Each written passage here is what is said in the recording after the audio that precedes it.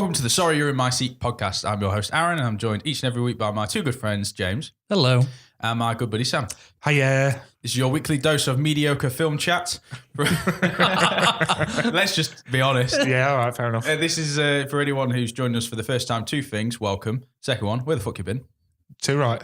He's gone blue already. I've gone blue, boys. It's been a good week and I'm ready to go. So how have we been? What's been going on? Well, you know, it's been a good week. I've watched some cracking films. Good. And I've seen some other ones, which we'll discuss later. Yeah. Yeah, I haven't seen any good films. One. It was an animated film, again, for my child. But it's been a good week. Yeah, because the last week you stormed the films, didn't you? You watched so many the week before when you were on your night. So I took a bit of a rest this week. Yeah. Yeah, I think I've only really come prepared to talk about one film today. It's been a bit of a slow week for myself. Yeah, well, we've all seen it, so. Yeah, that is The Meg. Let's just unveil that right now. We won't go into it straight away, but The Meg. James, you look like you were about to say something. No, it was just, you know, we saw The Meg. Oh. Yes. There it is. Yeah, we saw The Meg. So first-time listeners or people joining us infrequently, this is a weekly film and movie podcast. We're just going to discuss films, not in too much detail, but to give some recommendations, give you some to avoid. And then what we often find is we go off on tangents and then forget the real purpose of the episode, don't we? Yeah. Well, people still listen to it, so. Yeah. Cool. Good. No theme this week. So we've done episodes on things like Tom Hanks and zombies and stuff like that. It's just a freestyle and ad-libbing week. That's correct, isn't it? Ad-libbing? Yes, I will accept ad-libbing. Yes. As the authority on this podcast, yes. I think I'm buzzing. Okay, James. I think I'm buzzing because last week, obviously, I won the Battle Royale. Well, up for debate. I clearly won the Battle Royale. Well, you did win, mate. How did he got the donut. Well, okay, I can't dispute the fact that you did, in fact, storm out of this room immediately after pressing end and ate the donut. Yes, because that's what winners do, James. Eat donuts. Winners go home and eat the donut. Yes. I was the worst accent. Yeah. I think ever, ironically, since Sean Connery. I thought he was going for a rock quote with, Sean Connery. No, that's what I was going for. Yeah. But, you know. Yeah, so last week's was the Battle Royale with Cheese episode where we put together a squad of film characters and we went against each other to decide who had created the best squad. It was, I believe it was neck and neck between me and Sam. I think James was out pretty much from the start. Why? He was at Skynet, that's why. Skynet, I don't know. And then what happened was we created the final scenario and I think I just picked it at the last second. You did. Now, in episode 1, you won a competition and I've just won a competition. So this is kind of the victory side of the table. Yeah. What's it feel like in Loser's Corner, James? I'm due, and you two are against me. No, obviously everyone's listening. Because I'm can't not see. allowed Skynet because it's not connected to the house, but you're allowed a wizard. Yeah. A wizard who dies in his movie. James, You know what? So James, that wasn't the question.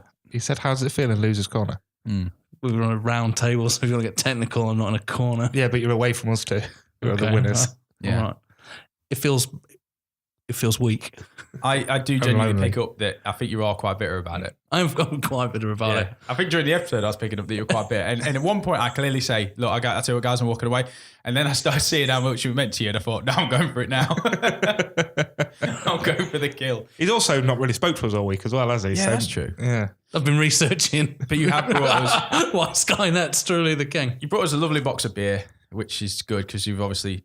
He hasn't actually told us his hours, but it is now. Oh, right. Well, we've claimed a few. He's brought beer and drove, so Yes. they're not for him, are they? Good job, James. Thank you for replacing the Dodge Peppers that you always steal during the week. The 6 we stole, I replaced with 4. Yes. Because I can't count. So let's go straight in. It is the most honest thing you'll ever hear on this podcast. We'll try and keep it to an hour like last week because I think last week worked really well. Yep. And then what we'll do is, if we're in good conversation, we'll keep it running, but we'll try and cap it around the hour mark. Good, and see how it goes.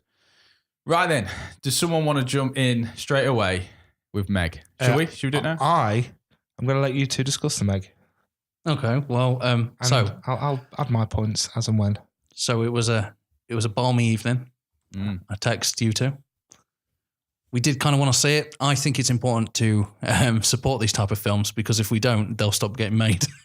And now, let's talk about the movie. Aaron, set me up with the Meg. Okay, so I'm going to have to refer to my notes because believe it or not, even though I only watched this film last night, I was a bit confused as to what I'd seen. It's not that it was a complicated storyline. I just think I nodded off or may have, been distracted by sweets or something during the film. The Meg. So The Meg is the newest one from Jason Statham, and it has an all-star cast really. Rainn Wilson's in it. Ruby Rose, is that her name? Yeah. Yes. Famous for being the secondary character in a lot of things. And being gorgeous. And Bing Lee's in it She's as well. not a very good actress though. It's about a deep sea submersible. Obviously, that's the setup, which is part of an international undersea observation program. Yes. I'm getting feelings of Jaws 3 right now. Yeah. The submersible goes to an unknown territory where it is attacked by an unknown creature of massive size.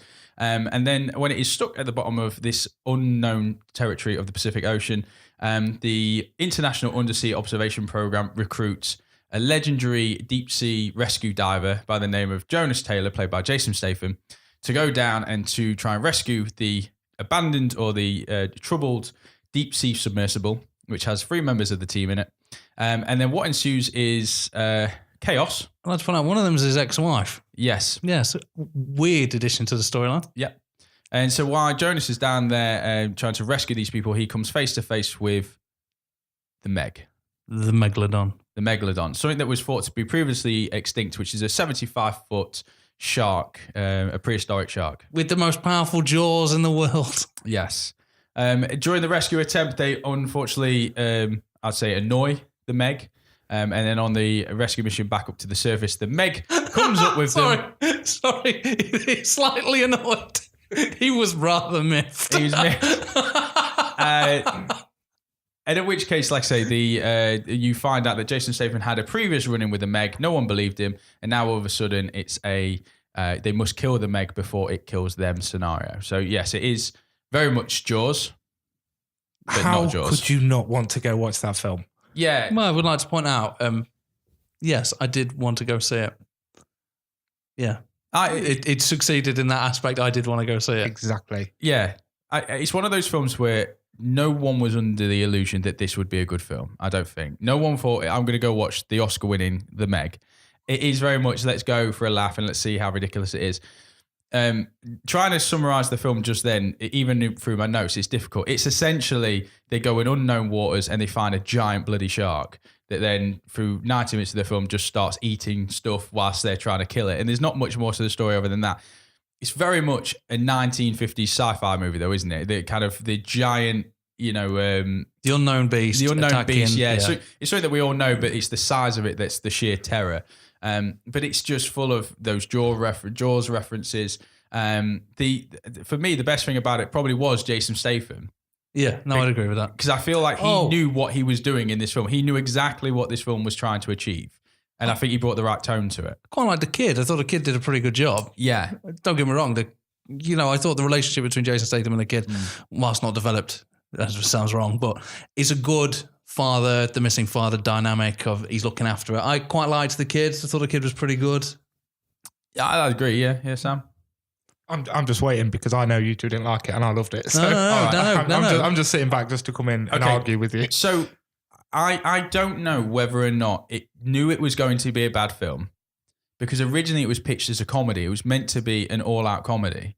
And it looks like at the 11th hour, they took out all the jokes and just went with the script that they had in terms of the action set pieces. No, I won't agree with it. I mean, it's not down as a comedy anymore. It's down as a sci-fi thriller horror. Yeah, but that's what I'm saying. The original script was meant to be a comedy. It was meant to be a summer comedy. I laughed the whole way through it, and it did for the right reasons. Yeah, but it didn't take itself too serious, and that's why I liked it. Yeah, right. I mean, they probably took some jokes out of it. Okay, so but I know it didn't take itself serious. The jokes were still there, and let's be honest, you just want to see Jason. You're waiting for Jason Statham to uppercut a shark, aren't you? Yeah, that's what you're just waiting for it. I would like to point out that doesn't happen. No, don't give any spoilers. Don't give any spoilers. He might uppercut a shark. Right. So these are my biggest problems with it. And I know these are so stupid. I feel like an idiot for bringing them up. But my first problem, and I know it's based on a book as well. So it's based on a book. It takes from source material. All of this happens because a revolutionary scientist thinks that the bottom of the ocean isn't the bottom of the ocean. It's actually an atmosphere. And that there's an surface, undercurrent, and underworld that humanity's never seen. And he does that by just basically driving into the ground, and then they pop out the other side and they're still underwater. My biggest problem with that is that's it. So the Megalodon is kept in, underneath because of the temperatures in water. I know it's explained, but it's so bad and banal that there's no excuse for it.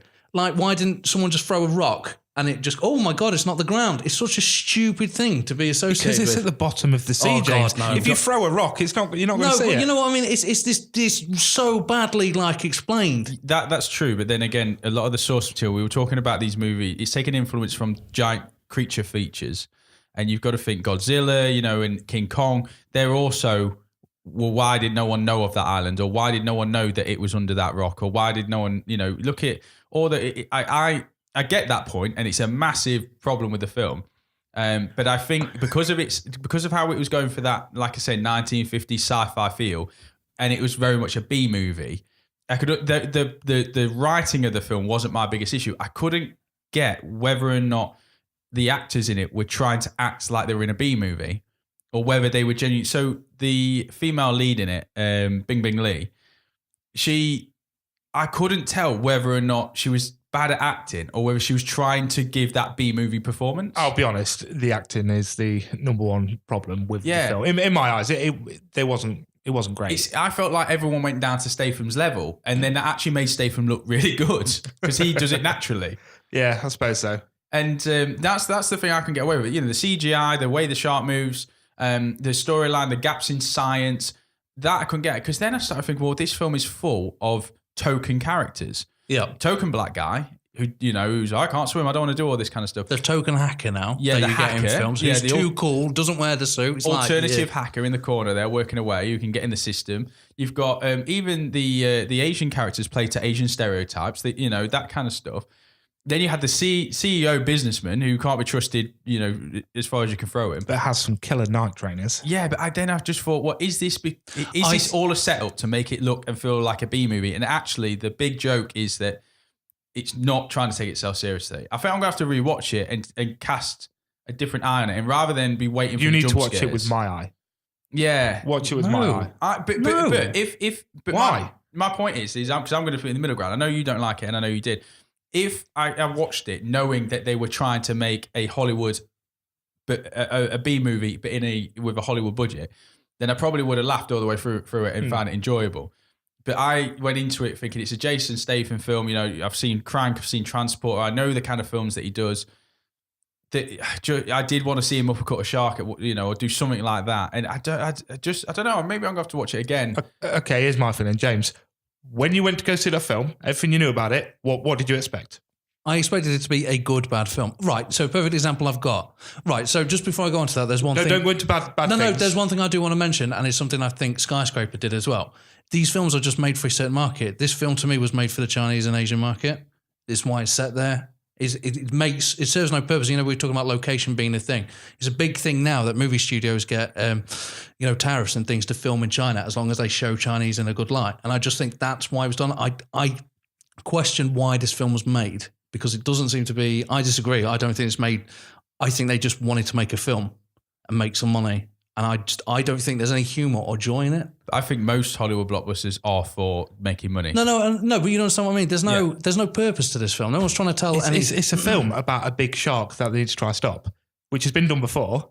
And then you go watch it, and it's a big shark that they try and stop. Okay, you literally you buy. They sell you a product, and you get exactly what it says on the tin. So this might link into what we were saying in some of the earlier episodes that sometimes if you're not the target audience for the film, it can be really quite, a bad experience going to watch it. Because you're right. I mean, there are people that. So I've got a friend who went to watch it, who really loved it. Said he came out of the cinema smiling. Really, really enjoyed it. And when I spoke to him today about it, because he went, he came up to me and he was like, "Oh, I bet you didn't like it, did you? Because you got problems with it." And I said, "Yeah, I didn't like it, but these are my issues and stuff." I said, "Why did you like it?" And he went, "Because it was just 90 minutes of Jason Statham and a shark." Yeah, exactly. And, there are some predictable but pretty funny graphics in it. There are, you jumped out your seat nearly at one point. I didn't have to catch you. But it was a jump scare. Yeah. A very cheap jump scare as well, that everyone He nearly jumped screamed at. as well. I did not. Fantastic. Yeah. You know which bit I'm talking about as well, don't you? Was he sat in Lewis's corner? No, there is one thing I'd like to say, but I never got to answer your question. Skyscraper was a film, that was just a fun film. What did you expect from that film? Mm-hmm. But I got what I wanted from that film because it was fun. It had its tongue in its cheek. This film kind of had its tongue in its cheek halfway. It couldn't decide if it was. It's like Aaron's point. He couldn't make up his mind what it was. so I'm not entirely sure what I watched. I either watched a very poor B movie or a very poor comedy. I didn't see either anything that was good about it. It was what it was. But the problem is you never, and I said this from day when I watched it, I was like, I totally see why you two didn't like it, especially you. And I knew the conversation we're going to have right now, because you're going to come in, you're going to go, well, this bit of storyline was crap. This bit, well, I didn't watch it this bit of that or this bit of that. It was a shark and Jason Statham. I'm lost because you like Skyscraper, but you didn't like this. Yeah. Well, I'm surprised that you can't see the difference in them. No, I don't get me wrong. I'm not saying it's a good film. Okay, so Sam's just put a point here. Has everyone here seen Jaws 3? No. Jaws 3 is a ridiculous film, but I like that film because you get what you want from it. So I don't think it's fair to say that against me. I thought the Meg was terrible. I thought it was bad. I don't want to get too much into it. I just thought it was awful. When the whole actors are outacted by a dog, your film is bad. I did like that dog in the film. That dog was pretty good, to be fair. Yeah. The dog is the best thing about that film. It did make me want to get a Zorb ball and go running over, on a beach and stuff. And I did find myself in that scene thinking, God, I love a beach holiday right now. I'm quite tired. This is how bored I was of the film, that I ate the popcorn very quickly and then had an existential crisis where I'm thinking, should I go get more popcorn? That's unbelievable. I know. But that... Do you know who directs it? No, I don't. John Turtlebow. Do you know what films he's directed before? I don't know. The name does sound weirdly familiar. It should do, James, because he directed one of my guilty pleasures, National Treasure. Oh, I like National Treasure. And While You Were Sleeping. Which is currently his highest rated film on Rotten Tomatoes. Well, understandably. Yeah. Is that the film last time we went to cinema you asked if they would do a private screening of? Yes, because I think they'd get quite a lot of people into that. And the bloke just went, no. Well, if you want to pay for a private screen, we'll put it on. And James went, well, no, because people will come. And I was like, no, they won't. They will come to While You Were Sleeping. Yeah. If anyone was watching Bill Pullman rom-coms in 1995, they might come watch it. Yeah. It's a very niche market, though. I think it is. In Lincoln as well. It's happening. You pay for it, mate. That cinema at the top of town, the one above the restaurant in Wildwood, I bet they would play it. 100%, yeah. They would play it. Oh, okay. Well, we do a screening. There we go. We'll do Sorry You're in My Seat, the screening of While You Were Sleeping. Maybe we'll do our, anniversary or like maybe our Christmas party. Our Christmas party. It's a Christmas movie. And then get everyone involved in the podcast 100th episode. Yeah. It's just, it's one of them. The thing with me is I just couldn't gauge the acting. I didn't know whether it was trying to go for a so bad it's good, like Sharknado type of film. And then it just actually turned out to be bad, or whether or not that was the whole satire of the film. It was all meant to be like that, and it was a very, in which case would make it actually a very clever film if they were all trying to give it that feel. I think you are giving that film too much credit. No, I do generally believe that. I mean, like after, without giving anything away, after he's had a traumatic scene, he'll come to the top and he'll be smiling. You know, I just think that it just was what it was, and.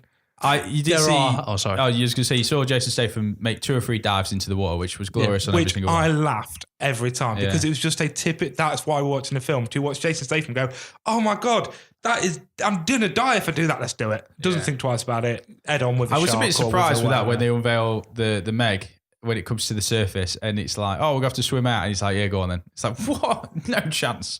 No chance would I go out and do that. Yeah, but you're not Jason Statham. There are. I actually don't even like Jason Statham in the slightest, but I did like it. There are so many cliches in that. I remember there's the 2 speedboat bit, and in one of them you've got the main character Jason Statham and the main female character, and in the other boat you've got every other character. And if I was one of those characters, I'm like, no, I'm getting on that boat. Yeah. Which one's Jason Statham on? That's the one I'll be going on. Thank you. I agree with that. Yeah. So we'll put it out on Facebook. We'll see if anyone else has seen it. I know some people, the shark I thought was really good in it. Jason Statham I quite enjoyed in it. The rest of it was a bit fluffy to me. But I think the shark looked cool. The CGI and it looked good. There was a couple of decent set pieces. I thought the end was was the best bit. I think it did build to a better ending than it started. Yeah. I do disagree with this because compared to Jaws, I know there's no comparison. Jaws, it was more tense finale because you only had 3 characters, and so the peril was more. In this one, they try and amp up the pressure by putting literally everything in peril. Everyone's in danger, and I don't like that. I don't want to spoil it, but the events that happen at the end puts literally every character you've seen throughout the entire movie in some sort of peril. Yeah, but it's too much peril, so nothing's going to happen. Yeah, I mean the what you do because Jason Statham's there with badassery. He is. He's very badass. His ass was bad. No, disagree. I can't believe you, Aaron. I can't believe you're sitting in the middle. Pick a side. Why did you like it? I can't understand how you'd like it. Well, he's given his reasons. And also, you like skyscrapers. So to me, that's 1-1. All right? Is that fair? No. When I first met you, you did nothing but talk about Dracula 3000. It's a film in a negative way. We need to watch it. It's great. It's great. Yeah, because I was trying to get you to It's watch so bad. it. It's great. Okay, well, let's stop there because, like I said, I don't want the whole episode to be about the Meg. So we'll put it out on Facebook. I think the majority of people will be in James's camp. I know. I've already seen. I didn't go watch it with you. I went to go watch it today. I knew I wasn't expecting anything. I knew it was going to be bad. I was so close to not going, but I just thought, you know what? You two seen it. It's something to talk about on the podcast. I didn't expect to like it because I've seen everyone badmouth it on the internet. But there's not, a lot of people that do. A lot of the guys that do comment on our stuff are a lot more into films than me, and they look at films with your eye, not with my eye. Do you know what I mean? Yeah. So I can't take that as gospel every time. Well, I suppose this links into the real reason why we called the podcast today, because obviously it's not even a podcast today, is it, Aaron? it's not a podcast now. We've lured you here with a false sense of security, Sam. We're at my house. Yeah. Oh, yeah. So We've allowed you to lure us here under false circumstances. Is this why you brought beer?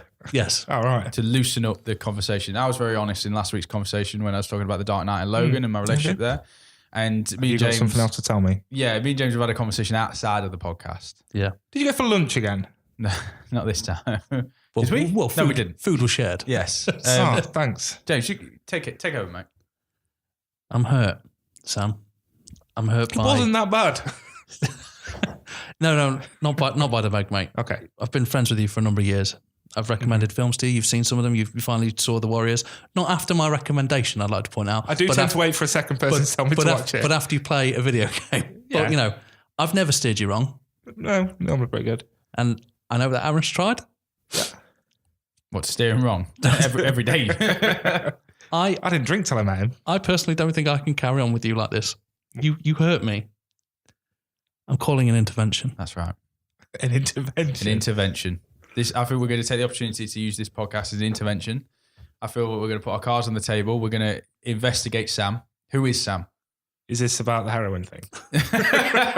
No, this is about something much worse. This is about the Meg. Okay, fair enough. So we've hypothesized, and we've got this theory. We think that because you watch film, you have time to watch film, but you keep going to bad film. Yes. It's your default, mate. And like all addictions, it normally comes out of a place of vulnerability. So we feel we feel that at some point you've been let down by film, and that in that time of vulnerability and need, you turn to a bad B movie of some kind, and somehow you've just got probably. Yeah, you've been picked up by something that's maybe a bit tongue in cheek and a bit corny, maybe a slasher of some kind. Normally. And from then onwards, you've stuck at that, and maybe you've turned down some classics and some Oscar winners in fate. So you've maybe turned down The Revenant, the Oscar winner with Leonardo DiCaprio, for Driller Killer 5. And there's got to be a reason as to why you've done that. Does this sound truth? There's a tear coming out of Sam's eye right now. It's fine. I've got some keywords, Sam. Okay. That apparently, Don't worry, you're in a safe place. We're recording you and going to show it to complete strangers. Phrases to use in an intervention. I love you.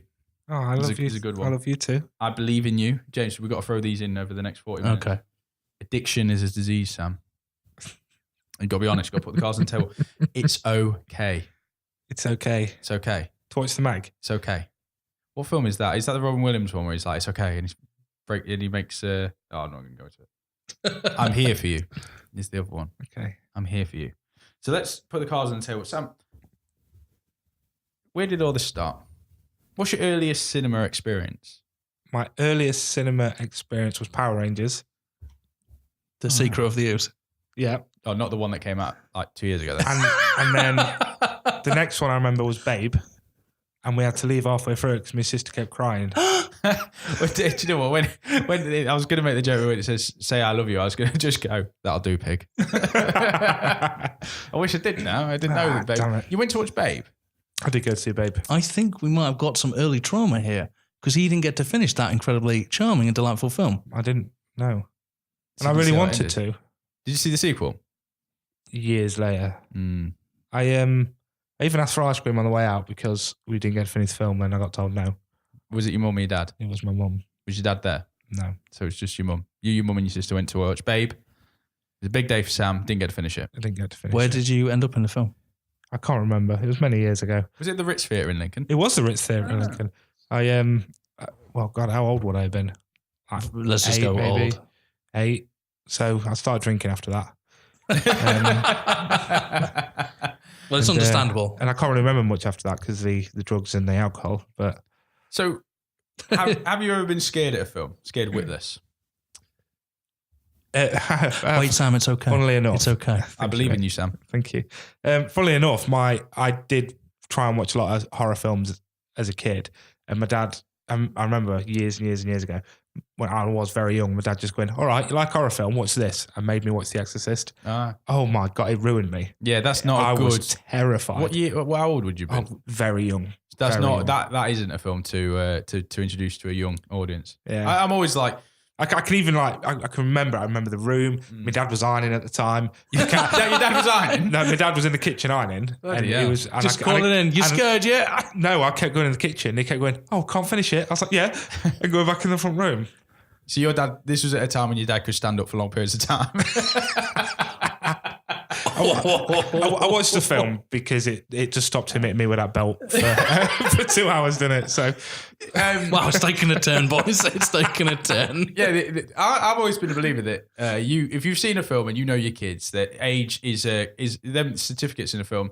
It's kind of like a guideline, but it's not gospel. yeah, it's loose. My parents, would let me watch films that were a little bit. But I think The Exorcist is very much an adult film. Oh, absolutely. I have a friend at work who's I think her lad might be 10 or something, and maybe a little older, maybe 12, and she says, "What horror?" Because he's same as me, and I told her that story. But he's really into his horror films at the minute. She goes, "Which ones do you think would be acceptable for his age?" Because I can't show him X, Y, and Z. But she always comes to me for these terrible horror movies. Well, I'm glad you brought your dad into this conversation, Sam, because as you know, any good intervention should bring in family members. You've got to think about your group. So they can make accusations against you. Yeah, and I messaged your dad at the beginning of this week. Oh, God. I said... Is he all right? I've not seen him in a couple of months. I'll read you the exact... I said, now then, Stephen, me, Sam and Woozy... Was that with a PH or a V? With a V. Now then, Stephen, me, Sam and Woozy are doing a podcast on films, and this week we want to host an intervention for Sam. Do you have any embarrassing stories about Sam? Like wetting himself at the cinema, crying at a kid's film, or watching a certain film over and over again, which was crap. Anything you can dig up on him would be great. Thanks, bud.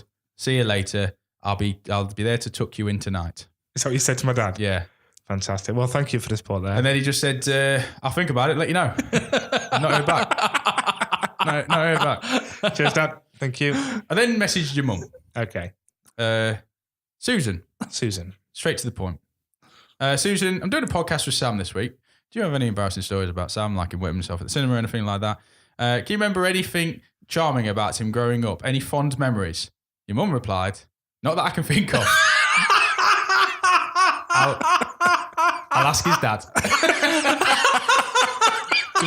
Do you see where my problems come from now? Jesus. To which I replied, now then, Poppet. I'm messaging Steve as we speak. I'm hoping that you can unveil some deeper meaning to Sam's psychological distraught. And then she said, I'll let you know. Not heard anything back. Oh my God. Now your What's wrong brother with these finally people? came through. Oh, So I messaged your brother to find out, because I thought, you grew up with your brother, you shared a bedroom for a while with him. we shared a bed for Yeah. years, yeah. So I messaged him. Now then, my old... I'm glad you laughed then, James. That would have just gone. Otherwise, it would have just been a different podcast. It would have. A different intervention. Now then, my old fruit. This week we're doing a podcast where we're going to give Sam an intervention, discover his relationship with films. So growing up, what was his favourite film? Anything you could think of? Chris replied, hold on a sec, I'll ask my mum. Oh, what is wrong with these people? To which point I started using capitals. I've asked your mum, I've asked your dad, now man up and tell me some stories. Did you say that to him? Yeah, and he replied, poltergeist. Oh, yeah. Was that it? Just Polgar. I said, was he scared? And then he replied with, me and Sam watched it on an old style TV, and when the film finished, it went to static. We both shit ourselves. I woke up and the static was on after the film, yeah. That's a thing Yeah, that could traumatize you. was I'll tell you what terrified. traumatized me just quickly. You know, the first season of 24, if you let it stop and it didn't play. He kept at the menu. Ira Gaines, his voice would go, "I'm watching you," Yes. and I woke up to him saying that to me. I was like, yeah, I did. Most of my first year of college was waking up to that. Yeah, it's so freaky. Oh, on another note as well, I know this is about your intervention, but what I found really funny this morning. So I, for years since I was about 13, I've had night terrors. Not every night, but 2 or 3 nights a week, I get a night terror where I wake up and I think something's happening that's not happening. It can be quite freaky. Last night, I genuinely took everything in the middle of the night, sat bolt upright, took everything off my bedside table because I thought an owl was trying to land on it. Because you'd got into Hogwarts. I thought, yeah, I don't know why, but I think subconsciously, I thought my letter was coming. Yeah, I'll be honest with you. Your night terrors that you tell me about are so much more scary than any of the films I've ever seen. Yeah, they're not always. So, sometimes I do see horrible things, but then other times it is just funny stuff like that. That is awesome. Like the other week, I thought a penguin was in my cupboard, and I was trying to get him out and stuff like that. It's just, and we're having an intervention on me because I liked the Meg. Aye. Oh, fantastic! It doesn't end at the Meg, though, does it? It doesn't. I got back to you. So your brother then, after he said, "Oh yeah, here's a story, Poltergeist," TV went static afterwards. I went, "Brilliant, thanks." Then a period of time passed, and my phone just pinged, and it went, "Tom and Jerry." What? That's all it said, and I went, "That's not a film." He went, "Oh." Now, wow, your family's really supporting you, mate. They are. I do love Tom and Jerry. The final, the final part. I got around to your sister. I thought your sister might know you as well. Might give us something to talk about with this intervention. My sister stabbed me when I was younger. I would just like to start with my sister stabbed me. That would have been a better way in than what I went in with. Because at this point, I was exhausted of you trying to talk with the book thoughts. Yeah, trying to talk to your mum, your dad, and your brother, and trying to get anything out of them. So I just went, "Hey, Sally, if Sam was in a film, what character would he be?" And she put him out of Suicide Squad. Is it Captain Boomerang? I said, "Aye. I hope you enjoy your honeymoon." I forgot she was on her honeymoon.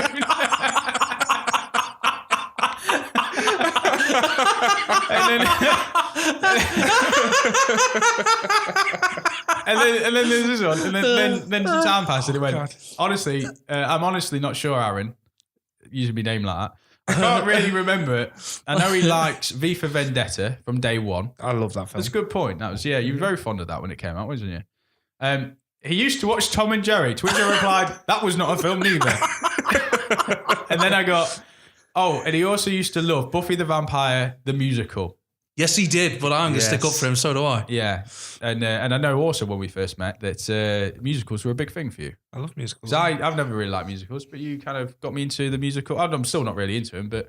I'm not massive into them, but I've not seen La La Land, but I do love a musical. Yeah, I like that one. But I've never got into, like Les Mis, and I've never really enjoyed those. I'm not a theatre. Love them. Yeah, I'm not really into that.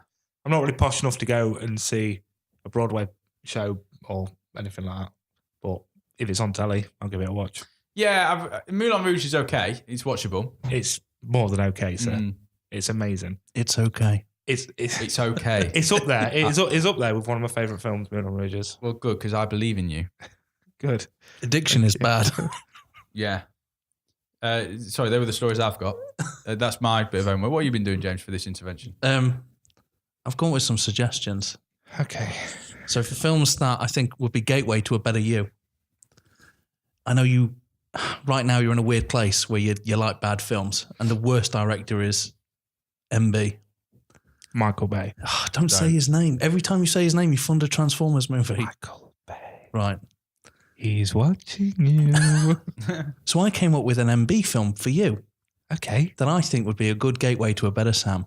Okay. It's called 13 Hours, The Secret Soldiers of Benghazi. That sounds... that's not what you called it outside. What did you call it outside? 47 hours in Basra. In Basra.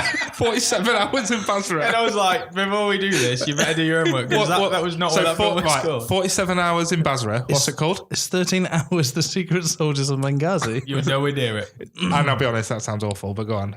Right, so it's based on a true story about the attack. I don't care. I'm not going to watch it. Right, no, it's a brilliant film. And what I dislike about MB has been removed, like his horrible exploitation of women and his, seedy shots and his wild, unnecessary explosions. It's replaced with a very simple story. John Krasinski from, plays Jim in The Office, A Quiet Place. He's recently turned into Hollywood's new sweetheart. He's married to Emily Blunt. I think he's turning a corner into being the next big thing. I'm a huge fan. He's playing Jack Ryan in the Amazon TV series. Do you know what? Weirdly off topic, I think I'm going to get that. I'm going to watch that. I think I might get Amazon Prime today.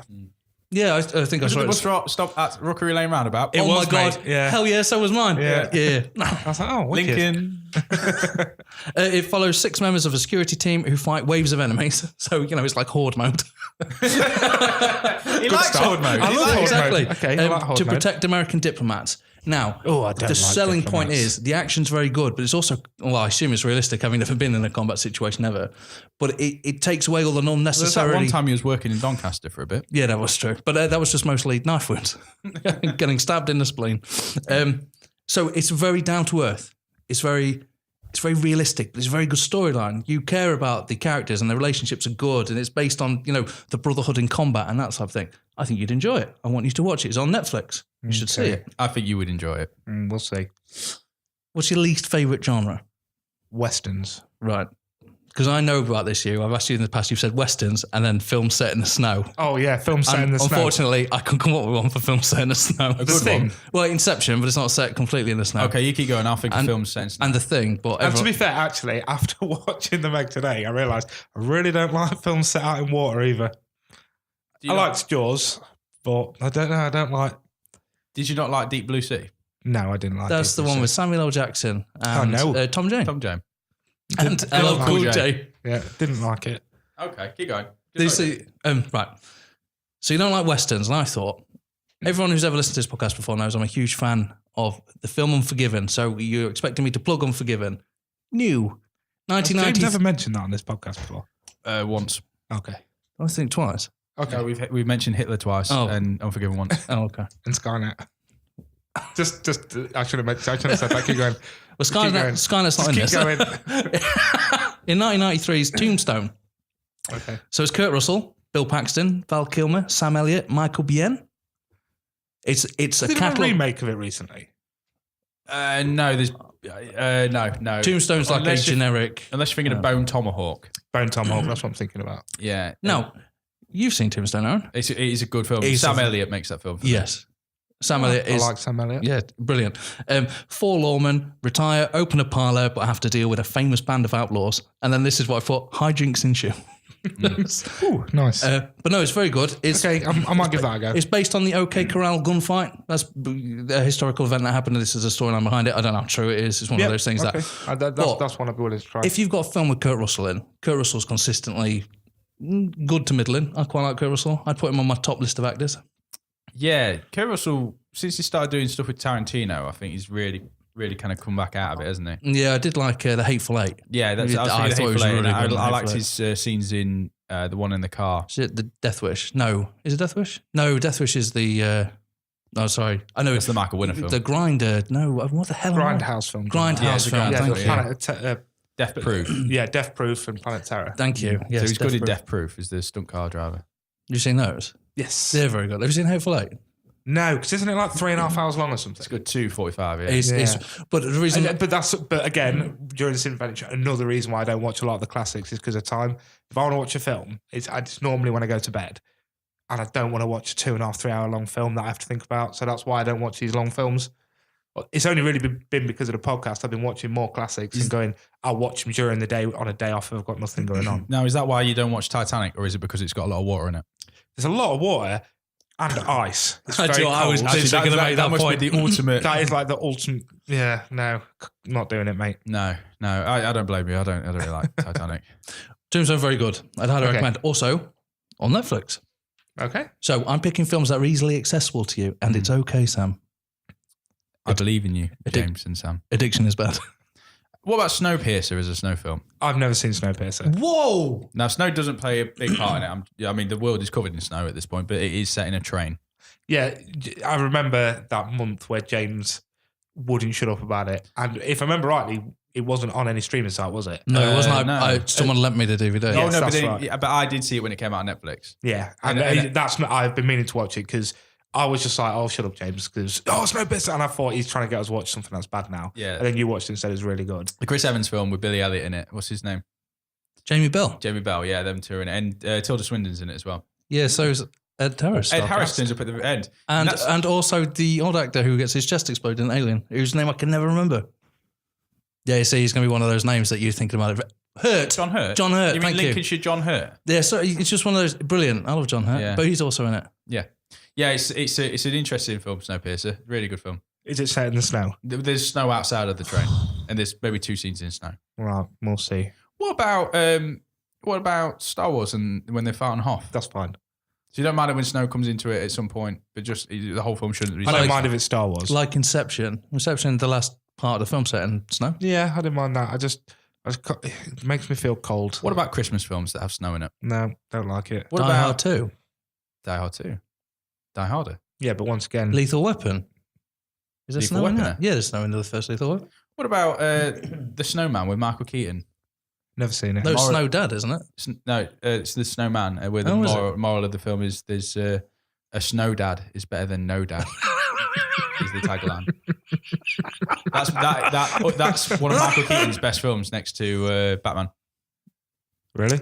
No, it's dreadful. It's god awful, that film. It goes Birdman, that film, and then Batman, and that's it. Can we not try find films in the snow I might like? Oh, yeah, okay. We've got a couple of westerns for you to look into. All right. Have you ever thought about just maybe looking at the Oscar winners? Well, actually, it's funny you should mention this, because I've got a film that you'd never ever want to watch in your entire life. It's a film about the financial crisis in America. Oh, really? Yeah. I love that. All right, then. Right, so you're thinking that, now you've been sarcastic. Let me tell you, it was directed. It was directed by Adam McKay. Are you on about The Big Short? I am on The Big Short. So, other films that Adam McKay has directed, The Other Guys, Anchorman. Love them films. Exactly. So, we're coming into it. You like the director's previous work. It stars Christian Bale, Ryan Gosling, Brad Pitt, and Steve Carell. I don't know any of them. Yeah, you do. Were they in films before? Batman. Yeah. The funny guy from Anchorman. Yeah. The one that's not really there in 7. And the one who builds a house in The Notebook. There you go. So you know them people. There you go. I've seen them before. So he got an Oscar for Best Adapted Screenplay, was up for Best Movie and everything like that. Steve Carell's sensational in it. Steve Carell really gets his acting chops out. Yeah. This film is one of my top 5. No, probably not that high. Top 20 films. Is phenomenal. On Netflix as well. Been watching it this week. Steve Carell's birthday. Yeah, 56 Yes, this it week, was. wasn't it? I put out that it was. So Aaron does the Facebook tweets, but but I was the comment behind The Big Short being my favourite acting role of Steve Carell. Phenomenal. It's up there with Dan in Real Life, which is probably a close second. And obviously Little Miss Sunshine, which we all love. That was a great pull because I forgot he was in that. Yeah. And I love that film. You'd like that film. Yeah. Now, You've seen that, haven't you? You've seen Little Miss Sunshine? Oh, Little Miss Sunshine is fantastic. I would have put that before The Big Short. Now, The Big Short is fantastic. For a film that's about financial crisis, the way it's shot, there's a lot of four-wall breaks. When they're trying to explain like financial irregularities, they do it in a simple way. Like basically, they just cut to Margot Robbie, the lady who plays Harley Quinn. Yeah, Margot Robbie. They cut to her in the bath and she just explains it to you, and then she's like, "Now go away." So right, cool. It's really good. It's really edited well. But I'm not joking. Steve Carell is fantastic in this, and how he didn't get the Oscar is just a testament to the other people that were up that year. I like that he was nodded in Foxcatcher for the Oscar as well. Yeah. So I thought when he played Dupree in that, I thought he was really, really good. It was a tense film. That was a really good film. I love that film. Yeah. Now, because that links me to what I was going to go for, is I think you should actually start focusing your attention on the more indie film. Mm-hmm. Start getting into the quirky. Because Brigsby Bear, when we watched that, and now I'm bringing it up because we brought it up in every podcast. So subliminally, we are going to try and get the world to watch it. We're also correcting me for correcting you last week, where I said it's not Brigsby, it's Bigsby. Yeah, it is in fact Brigsby. Yeah, it's okay. Oh yeah, sorry, I believe in you. Diction is bad. Yes, Brigsby Bear. I would say start watching those kind of films. I think I need to, because every time you pass one on to me, I always go, that was amazing. I mean, what was the one that you kept going? Oh God. Jennifer Lawrence and Bradley Cooper. Silver Linings Playbook. What a film that was. That was a good film. For ages, I was like, don't look like my sort of film, no interest. And I like Robert De Niro in that as the Eagles fan.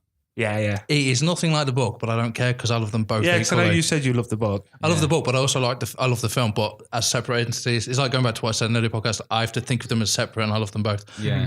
I really sorry. Just to say on that, I think this is a really important film as well because I think mental health's really well. No, yeah, it's really good. I think it's yeah. one of those. It's one of them where I think it really, really gets that. And I think it portrays it accurately and also with good taste and and a very delicate subject matter. So yeah, I think Silver Linings Playbook's a brilliant. Yeah, I think they casted that so well. Yeah. I also think they've got a really good family dynamic about dealing with that sort of. Because Bradley Cooper's like this manic, depressive, and he's like searching through old things in the house. It's how I imagine as a dad you might deal with that situation. Robert De Niro does a great job of grounding the character in reality. Yeah. Robert De Niro really shines in that as well, taking the secondary character. But like you're saying, a very believable role. Yeah, for Robert De Niro. I can't remember who played it, but I remember loving the mum. Like every time she was on the screen, I just remember her being fun. Yeah, great. Do you know what? I'm gonna rewatch that.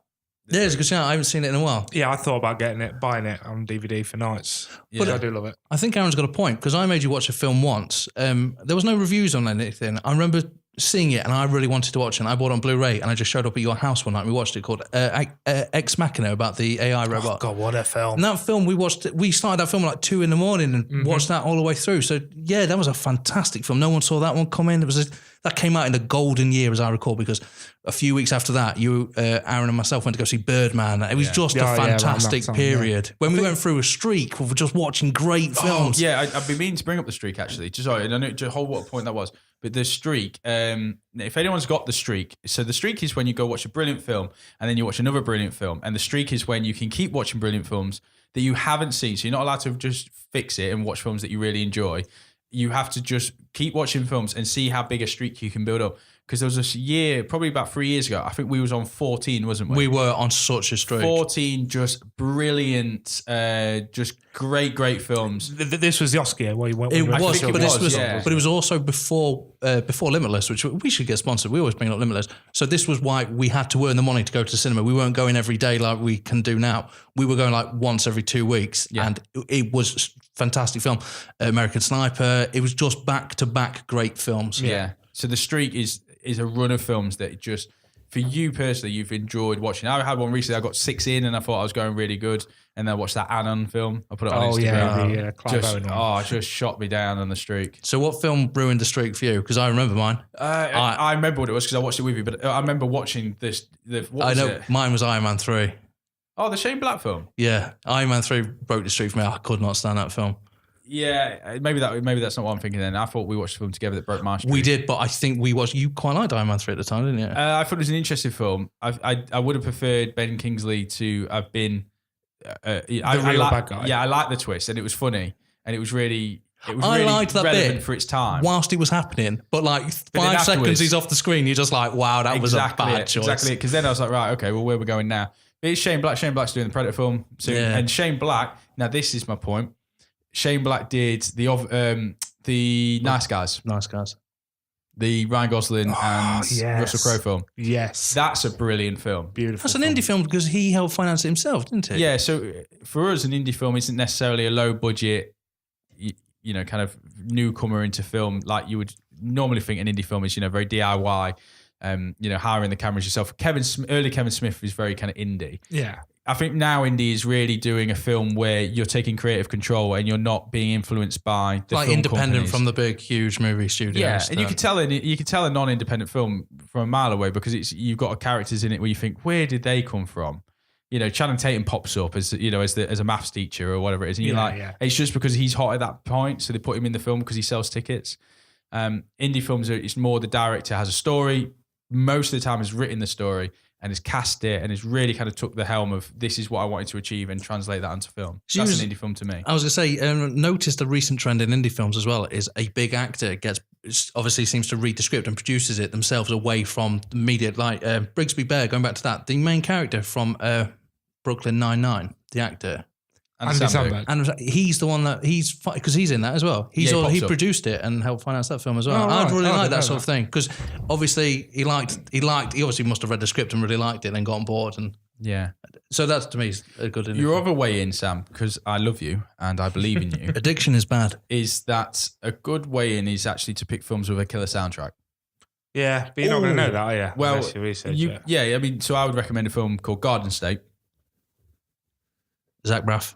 Zach Natalie Braff film. Portman. Oh, if it's Zach Braff, I'll watch it because you know I love Zach Braff. It's a killer soundtrack full of things like Colin Hay. And, It's got the shins in it, and I love the shins. And a film like that where you have the supporting. So you look at a film like Into the Wild where you got Eddie Vedder doing all the music.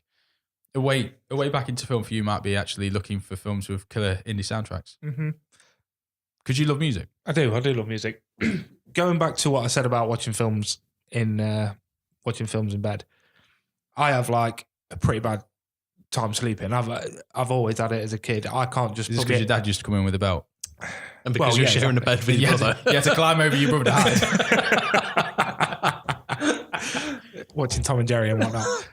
It's not a film. Addiction is bad. I've always had like trouble sleeping. It always takes me well over an hour to fall asleep. I've had it ever since I can remember. So after time when I go to bed correctly and whatnot. So that's another thing with film as well is I need to know I can put a film on that I can just not pay attention to. So I'll 9 times out of 10 I'll finish the film because I can't sleep.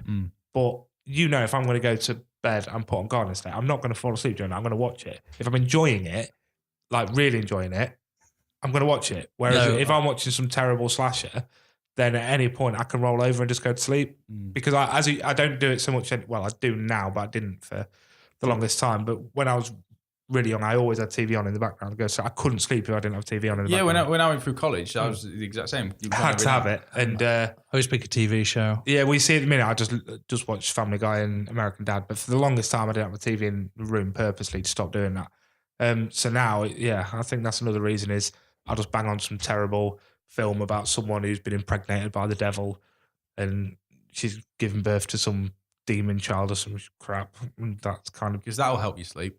Well, it does because I don't. It's not good, so I roll over and fall asleep. No, do you know what? The worst film to ever fall asleep to is Interstellar because it was 4 a.m. and I was doing advanced maths trying to work out that film. I was like, this was the wrong film. Wait a minute, space, what? I had the longest time watching The Truman Show. I remember that all the time. Yeah, I remember. That was when we first started knocking about, wasn't it? Yeah. Just about every night I used to put The Truman Show on. I think I know that film back to back. Word for word, everything about it. I could do the commentary to that film and point out all sorts of things that I've noticed, and I used to love that film. Everyone becomes an expert at something when they see it enough. My favorite thing ever is so you watch the Truman Show back to back. Yeah, I lost my remote once, and Sam will remember this because we became friends. My TV was stuck on an episode of Deep Space Nine / porn. No, Deep Space Nine. I remember of this. A character called Odo who's just getting up and shakes his head and goes, and it played like that for 6 days straight to the point of his face. Times. His face burnt an image in the TV. And honestly, that is honestly the truth as well. I saw it. Odo's face going, I couldn't find a remote.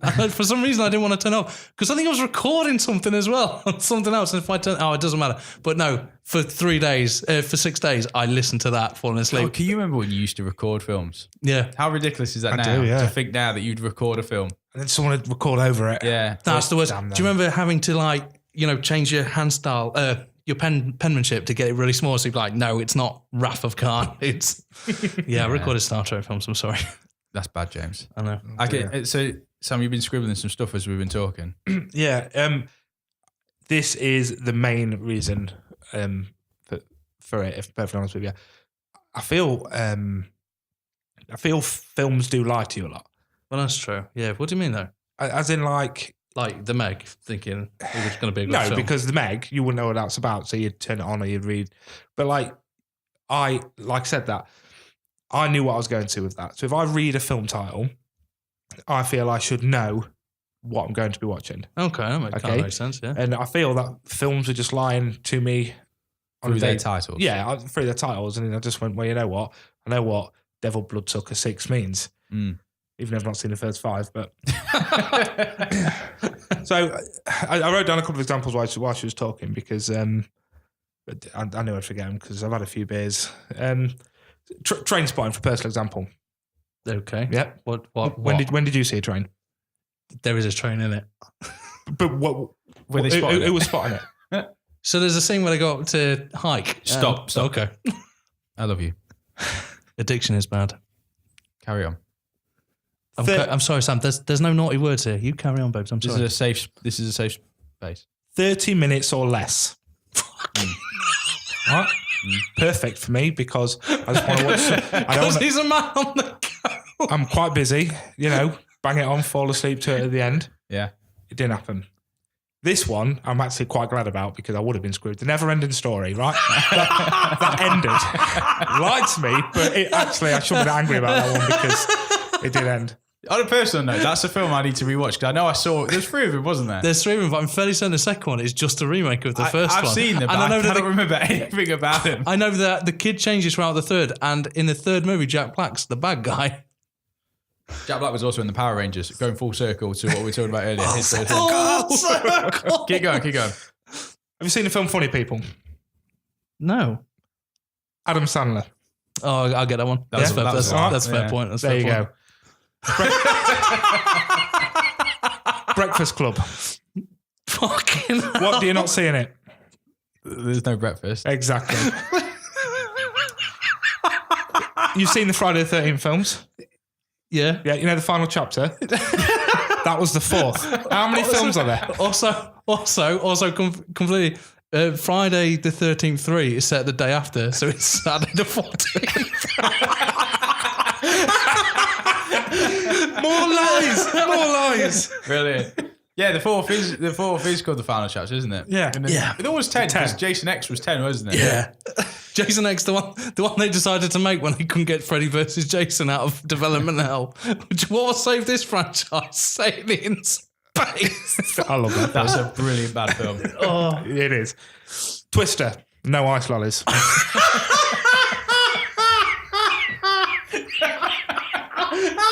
James is gone. You may be laughing, but there isn't any ice lollies. That's got to be the third podcast where Twisters come into it. Sorry. There's no way that'll never not be funny. The man who wasn't there. Right? He clearly was. I'm done. I'm not even getting onto milk. Milk. I'm not even getting into milk. Was milk not about a lactating cow? It was clearly about milking something, wasn't it? Oh, Jesus Christ. So I think it's a film less about calcium and more about protein. I think it was about protein. So do you see now? Do you see my problem? I see 2 things. I see your problem, and I also, looking at the audio file of this recording, I can clearly see where James nearly just wet himself. that might be a bit loud for some people. I apologise for nothing. Yeah. I can see why film has lied to you. Yeah. Sometimes you get a very honest film title, though, like Snakes on a Plane. Yeah, exactly. That's not lying to you. You know exactly what that is. That's why I like that film. Kill Bill, very direct. Yeah. They tried to change the name, didn't they? Of Snakes on a Plane. And they nearly lost Samuel L. Jackson. Yeah, Jackson said he wouldn't do it. He said it's the only reason he signed on was for the name of the film. Yeah. Not the script. It's the name of the film. Yeah. Oh. I mean, it's dangerous if you go off literal film titles because Dog Day Afternoon would be a very different film. Very, very different. Well, I think that brings an end to the intervention for now. Okay. I feel like because this podcast has all been about a quest and a journey for us 3 to find the best films. And this episode feels like we've got a flat tire. I'm not saying that you're a tire, but I'm just saying we've pulled over and we're trying to fix things before we can keep going. But I'll tell you what, I'm going to watch the Zach Braff one. Garden State. Yeah, I think it's on Now TV. I will next week watch that and I'll watch the Steve Carell one you said. Oh, The Big Short. You'll love it. I'll watch them, then I'll look into watching the other ones. Okay. No, that Western does sound quite good. I'm quite off the back. Tombstone. I'm not just quickly. Val Kilmer.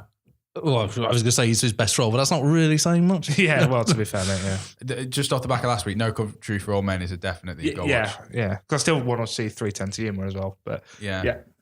So you kind of see a little bit more into my side of stuff. I don't watch them because I generally love bad film. I watch them because it's easier for me. And once again, I don't have your eye, but I see it from your point of view, and I will endeavour to start. But to be fair, since doing this podcast, I've been making a lot more of an effort. You've got to hell yeah. I don't watch a lot of that. My problem is you keep saying your eye, and I feel like we're on episode 7, and I still haven't said anything that's actually interesting. Because although I do feel like I know a lot about film, and I can hold a conversation around film. The problem is that by the time we get to doing it, I'm that giddy that we're doing a podcast, and I've drank that many beers. I just mumble, and I always leave it thinking, I know so much more than that. Or I should have said this. Or I should have done that. So it's quite an interesting one, but we are still finding our feet. I think up until episode 10, I think we're kind of just feeling the format, aren't we? Let's be honest, majority of the time we say, "Oh, I should have said that," is normally a way of taking the piss out of someone on this podcast. Oh, when he said that, I should have said that. Yeah. James, what are you thinking? I'm just trying to dry my eyes, mate, because that was some observational comedy. Yes. And that's what's missing in films nowadays. Maybe I should write a film. You should. Yeah, you should. Definitely not, Aaron. I've never. I mean, the intervention might not be over because your mum and dad might get back to me at some point. Oh God, I hope so. Still waiting. I just did a couple of years. There was one thing. Yeah. He secretly recorded himself, making Made in Manhattan. Do you know what? I wish that video existed. I'd watch I'm really surprised because you both know my dad, and my dad is quite funny. I'm quite surprised he didn't give you the scene from Silence of the Lambs. Clone with his penis tucked between his legs, dancing. That's what I mean. I was half expecting something good off my old man. Good old Buffalo Bill style. Yeah, exactly. I mean, if anything like that comes up, I'll keep you updated. In your intervention. But closing statement should really be, I love you, Sam. There's nothing wrong with addiction. There's nothing wrong with addiction. It's okay. This is a safe place. This podcast will always be a safe place for you to bring your horror films to, and fantastic to take recommendations that you may or may not watch. Just don't mention the Meg again. Yeah, the Meg. Please. I mean, to be fair, it was my second favourite film after the newest Ghostbusters. What's next? That's a dig at James. What's next? Move on. What was it you said about the Meg, though? I said I don't want to spoil it for you. That's the writer's job. And also my review of it that I was going to Twitter is The Meg, the film that you want to see if you didn't quite understand Deep Blue Sea.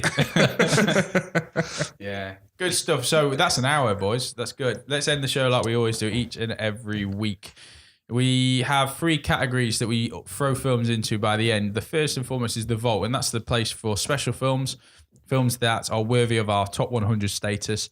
The idea with these podcasts is to try and get the 100 in there as soon as possible so that each week we can then start looking at... They've all got to be films that we've all seen as well, which is why you'll be all going, well, why didn't you put this in? But it might be a case of I've not seen it. Yeah, so. It's 100 films that we've all seen that somehow get brought up into an episode. So we should have talked about it really at some point to put it into the vault. We all must have seen it. And when it's up to 100, the show doesn't end. We'll then start, taking films out and putting films in based on which ones we think the ultimate list. Any film that we've talked about today that's worthy of going into the vault? The films I've mostly talked about are films I think Sam should see. Yes. So the only film that we've all seen is The Meg. Which brings me to point 2. The Meg would be the opposite to the vault, where we immortalise films, is Snark's Pit. I'm not agreeing to it going in either. Now, Snark's Pit would be where we throw a film that we just didn't like, and so if anyone's seen Star Wars, that is the giant pit that Boba Fett falls into. So any films that we talked about today that deserve to go into there? No, I put them. No, I want to. I'm not allowing the Meg to go in there. So you're like Jabba the Hutt in this version. You're trying to push Luke Skywalker in, but he's fighting against it and saying, "No, I don't want to go in." And the Meg. I'm nodding at everyone. Can we agree that maybe we could say that the Meg isn't in there, but it's definitely circling the bowl? All right, yeah, it's rimming. It's rimming my hole. Well, that brings us nicely to the final category. So if there is a film that is so bad it's insulting, it goes into Sam's hole. And that film we will not talk about ever again in the podcast. We won't mention its name. We won't even acknowledge that film exists. Any film that goes I'm being Meg blocked right over here. Yeah, you are. Dracula 3000 will be soon because I've not seen it, but you're going to let me on, yeah? I don't own it. Why would I own it? You told me you owned it. No. Or has it come on Netflix? No, someone tried to buy me it. Oh, right. Anthony Marshall tried to buy me and I threatened to stab him. So nothing going in any to this with it? I mean, there must be someone was talking, when doing the intervention, surely we mentioned some cracking films. We did, but you haven't seen them, which is why they were an intervention. Yeah, right, fair enough. No, I think we should discuss the films, in detail as well. We did mention some films that we've all seen, like in the past we have as well, but, today, it was all about you today, Sam, because this is a safe place. This is a safe place. So nothing going into anything this week then? No, it's an empty week, I guess. Well, sad. I was about to say we've never had that before, but it is only episode 7. Yeah. 6. Getting ahead of myself now. You are. Now that links me to we did that special episode, remember? Episode 7, the next one we're going to do, we've decided we will go back to giving it a theme, and we're going to go for the Al Pacino and Robert De Niro podcast. Is that right? The Great Debate. The Great Debate. We're going to do a deep dive into both of their careers and try and settle the argument of which one is the better actor or which one has more films under their belt which are worthy of going into the vault. We'll just do a kind of rundown of both of their films, and we'll just talk De Niro and Pacino next week. Yeah, I mean, I don't think it's going to be too in-depth of discussing every film, but I think it's pretty good if you just go away, watch a couple, rewatch a couple. Yeah, I think, an idea would be bring to the table your favourite of either. And if you're very much, I'm not going to go into it now, let's save it for next week, but if you're very much De Niro's my favourite, hypothetically, then bring an example of why he's the better one than Al Pacino, and bring a bad Al Pacino film to the table, and vice versa if you think it's the other way around. I don't know. This is a pretty big topic. I think we should bring in another special guest. Yes. So we do have a special guest for next week. My brother's going to come down. He's going to come to record it. Now, he is the Al Pacino and De Niro expert, I would say. I remember growing up, he was very much collecting both of those. And definitely, I wouldn't have seen some of De Niro's back catalogue if it wasn't for my brother's kind of enthusiasm towards those films. Some for the good, some for the bad. So, for example, The Mission with Robert De Niro. Don't waste your time with that one. But yeah, so we're going to bring him in. It'll be our first trial of a special guest, a fourth person to the table, because this podcast is all about inviting people down for conversations around film. Absolutely. That's the whole point. We do want to invite people down, and we want to have those chats because film, in the most part, is good. Absolutely. Sorry, I was just grabbing something. Oh yeah. What are you grabbing there, Sam? What's next? I pre-picked the ticket before you guys come round at random just to save us time, because I know you're using the box to stand your mic on. So yeah, so I know James is dying to give his quote for the week. Sam, what's in the box? What was in the box? I'm going to put a filter on that, just so people, again, because it might be someone's first time, and also less of me talking is always good. No, the box is all about the cinema ticket collection. So since about 2002, I've been collecting cinema tickets. We end every week with Sam putting his hand in my box and pulling out a ticket, and me and James will discuss it, and it may or may not make the list depending on what the film is. So there's gonna be a little bit more to this. So I'm gonna give you a date. If I can find it, it's a paper ticket. So it was 17th of January 2016. 17th of January 2016? Yeah. Wait, I think I know it already. You think he knows it? If he gets it, mate, if he can guess it before you say the title, so if you do your build up and he gets it, he wins the next donut. Sound. 7 p.m, row F, C8. What did you go see, Aaron? Was it The Revenant? It was The Revenant. Oh! Which is really weird because you brought it up earlier. But then after that, you said, "Oh, I should have mentioned it," and like everything kept coming back on itself. Then you mentioned The Revenant. I was like, "No way!" Yeah, I know. I wanted to get excited, but obviously you two didn't know I'd picked it. So I know why I picked. I know why The Revenant. I know why it was that. So it was just before my birthday, because my birthday's on the 22nd, and we went out for a pre-birthday bunch of drinks the night before. And this is how I remember it, because that film was late on in the evening on a Sunday, and I was still hanging. Normally I can get up the next day. Yeah, you're normally pretty sweet, aren't you? Yeah, I wake up and I just get on with stuff, and it doesn't really affect me. So 7 p.m, I was still hanging when I got into the cinema. And I was nearly sick about 4 times watching it. And I was white, I was shivering. And I was like, oh God, I love this film, but it's got to end because I'm going to pass out. So I thought I was going to black out. And I went with Sam Jenkins, one of our friends. I went with Sam. Yeah. And I think Sam had been on the night out with us as well the night before. And I was like, God, I hope he feels as rough as I do. Was that when we booked out the gaming bar? Yeah, we went to Aikido that night. Yeah. So we all got a bit rough the night before. So that's why I remember it. I remember going in January time being the worst I've ever been in a cinema, other than the time we went to watch Laura Band Citizen and I had to leave halfway through. Yep. And I passed out in the toilet. The Revenant's the only other time I've been like, oh God, this is tough. The Revenant. So discuss. But we have all 3 seen this film, which is quite strange for me, but I love it. So, yes. No, not going to disagree. It's a brilliant film. Yeah. Fantastic. Finally, Leonardo DiCaprio got the Oscar, but also at the same time, him getting an Oscar, Tom Hardy came out of his... I know he's been building for a while, but this was, again, a film that, let's be honest, Tom Hardy nearly stole, because his character's so horrible and brilliant and visceral. He's awesome. He's fantastic in it. Yeah, I can't really go into the exact storyline other than that they are fur hunters, aren't they? They're collecting pelts to sell.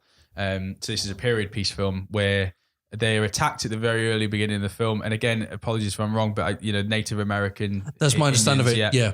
There's an attack at the beginning where they're separated. Leonardo DiCaprio, unfortunately, is mauled by a bear in one of the most graphic things I've seen in cinema. It's horrendous, isn't it? That's when the vomit started coming during the bear attack. I get it. Scene. I definitely get that. Yeah. He then is left for dead by the rest of his group, led by, as you were mentioning there, What's his Tom name? Hardy. What's his chops? What's his chops? Tom Hardy. Tom Hardy leads the rest of him in saying, look, he's as good as dead. They pretty much bury him alive. And then the rest of the film becomes a revenge movie. Leonardo DiCaprio's character does not die. And then it's a real race across country because you've got Leonardo DiCaprio trying to recover from his attack, the very vicious bear attack, trying to catch up with what was supposed to be his friends who left him for dead, but he's also trying to stay ahead of the Indians that are chasing the group, if you like.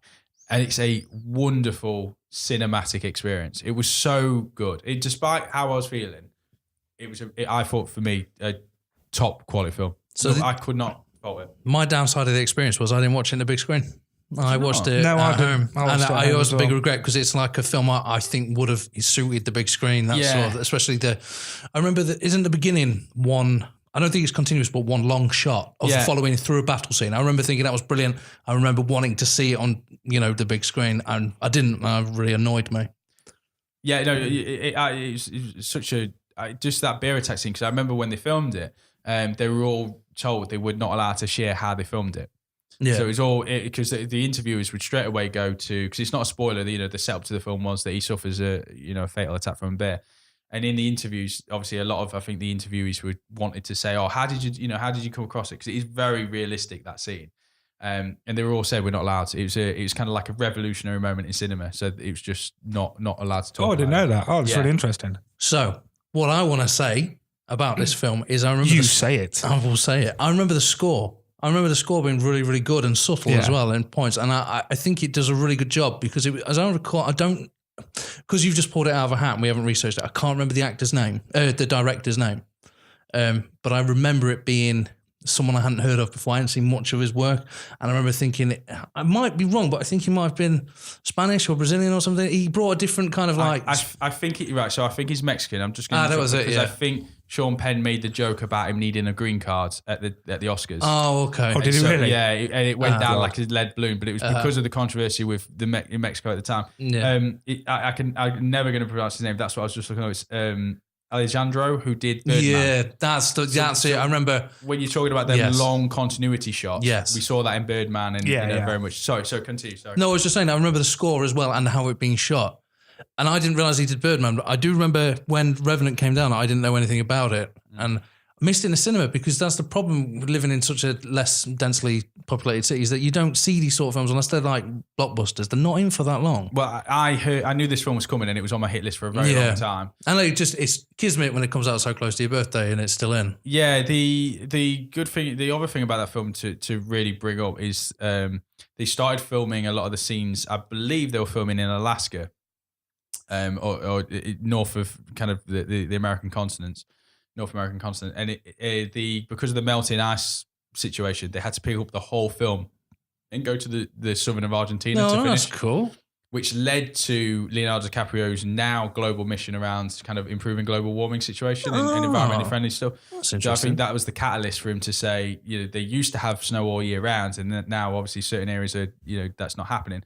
Which led to him to do the National Geographic documentaries that he was doing and stuff. Oh, wow. It's really interesting. There's a documentary around the making of The Revenant, and it is really, really good to watch. Oh, cool. So we've never done this on a podcast before. We get to take the mick out of our past selves and say, I'll put The Revenant in the vault. Oh, yeah, 100%. Yeah, so there you go. Definitely. Suck it past Sorry You're in My Seat podcast from like 20 seconds ago who said you weren't putting anything in the vault. Those naive people. They knew nothing. Ago. Yeah, The Revenant 100% is going into the vault. That's our show. Yeah. That's our show. Coming in at 1 minute, 1 hour and 15. 1 hour and 15. Nice. We covered the Meg. We did an intervention. We talked about... The most important thing is we saved Sam's soul. You nearly saved my soul, yeah. I feel like he's been saved. I think he's just a few good movies away from, into the wild. I'll be honest, before we thought of the intervention, my original idea was an exorcism. And to be fair, that wouldn't have been as audibly as pleasant because we were just going to tie you up and throw holy water at you. Throw water at my face. Isn't that waterboarding? Well, that's a close second, yeah. No, the plan was just put the exorcist on the background and us to just replicate an exorcism. I told you, man. I need a young priest. It's a good job you didn't, because I told you about what my dad did to me. Yeah. Oh, yeah, that's good. Yeah. I would just like to say just quickly about The Revenant. It's gone in. I've just finished writing it in the book. It is number 13. which is unlucky for some, but I don't see that ever leaving, do you? No, I don't think The Revenant's going to leave. I think number 13 is going to be quite lucky for us. I don't know, mate. How many movies in the world are there? You never know. Unquestionably, though, when it comes to did DiCaprio deserve the Oscar? Undoubtedly. 100%. Undoubtedly, he could not have gone any further in that film. Just very quickly, I'm not saying he didn't deserve it, but did you either of you see The Aviator? Yes. How he didn't get it for The Aviator, I'm amazed. I love that film. I've loved him in just about everything he's ever been in. Titanic, I know you can take with a pinch of salt, but even Critters 3, I really, really enjoyed him as a young child. I'm just going to take word for it. I haven't seen Critters 3. No, I haven't. Critters 3 was a good one. No, everything he's been in, the Wolf of Wall Street area that he was in. That was very good. There you go. This could be a future podcast for us. I like Shutter Island as a Scorsese. I like Shutter Island, but Mark Ruffalo in that. He steals the show. I like Mark Ruffalo in most things. I didn't overly like it. I went to cinema to see that, but I do want to. That's one of those films that I didn't overly like when I saw it, but I know I'd love to go back now. Yeah. One we all love, which will make this list, The Departed. Oh, absolutely, yeah. Fantastic. That's going to make it. The only thing about The Departed, it always makes me want to watch the Korean film it's based on. Yeah. It was a Japanese film. It's based on a Chinese film, wasn't it? It's set in Hong Kong, the original. Isn't it called, I can't remember what it's called, but I think it's on Netflix or it's on Sky Go or Now TV right. now. Okay. Yeah, I think it's set in Hong Kong. Internal Affairs is what it's called, yes. It is, and I'm sure it's on. I've seen it somewhere. Yeah. Just about everything DiCaprio does, I'm a big fan. Catch Me If You Can. I could sit here all night and just read his filmography, but, thoroughly enjoy him. Great stuff. Let's end the show. Let's bring it to an end. James, it's been a pleasure. It's a safe place. Addiction is bad. It's okay. Sam, you look cleansed. Yeah. Thank you too for caring enough about me to do this today.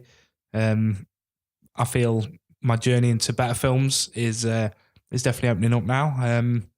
So yeah, I'm probably going to go re-see Meg tomorrow and do you know what I was going to say? We'll get you a little chip, a day one chip, and then you'll ruin it straight away. I will as well. What do you watch? Night of the Living Dead 83. Yeah, damn it. So this was